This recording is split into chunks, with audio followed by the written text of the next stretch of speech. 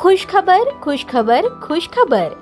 सोलापूरकरांसाठी आता मनोरंजन घेऊन आले आहे खुशखबर.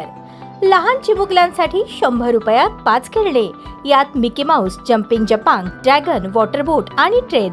आपल्या लहान चिमुकल्यांसोबत आनंदोत्सव साजरा करा. आमचा पत्ता होम मैदान, पासपोर्ट कार्यालयासमोर, सोलापूर.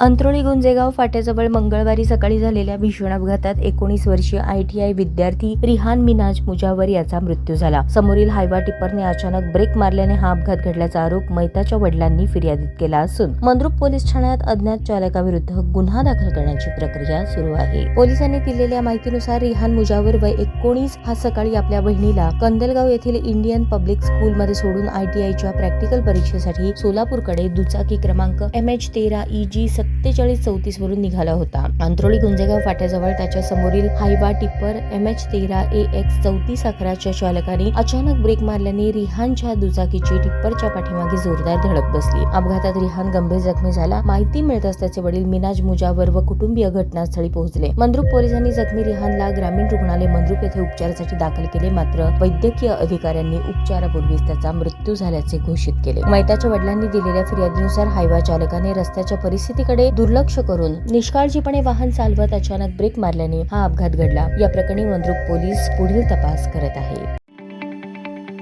ताज्या बातम्या पाहण्यासाठी प्राईम महाराष्ट्र न्यूज चॅनलला सबस्क्राईब करा.